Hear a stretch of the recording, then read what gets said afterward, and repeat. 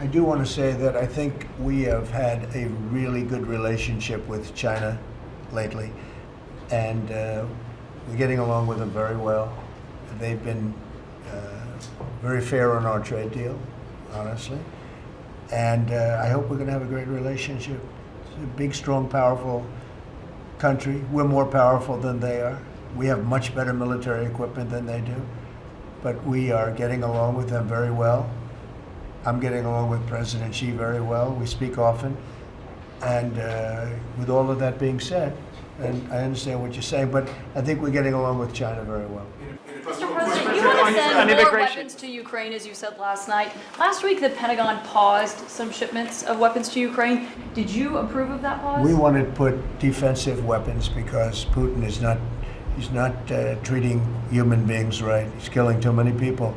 So we're sending some defensive weapons to Ukraine, and I've approved that. So who ordered the pause last week?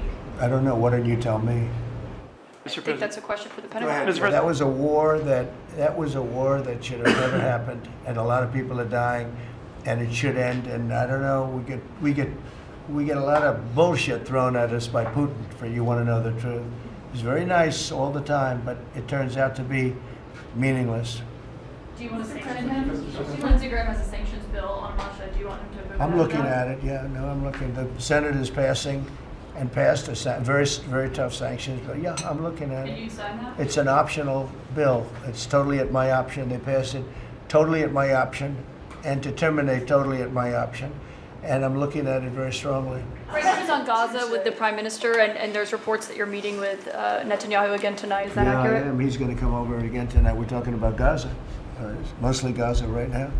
It's he's been very unfairly treated. I think what they've done to him in Israel is very unfair, having to do with this trial. I think, he's a wartime prime minister, had an unbelievable outcome, and I think he's been treated very unfairly. But he's coming over later. We're going to be talking about, I would say, almost exclusively Gaza. We got to get that solved. Gaza is a tragic. It's a tragedy. It's a tragedy. And he wants to get it solved, and I want to get it solved, and I think the other side wants to get it solved. Steve, could you talk on that, please?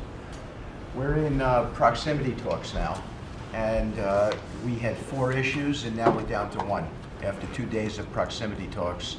So we are hopeful that by the end of this week, we will have an agreement that will bring us into a 60-day ceasefire.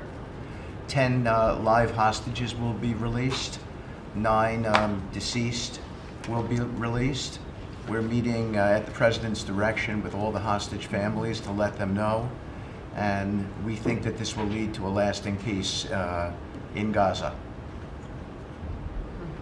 And you're doing a good job. It's a tough one.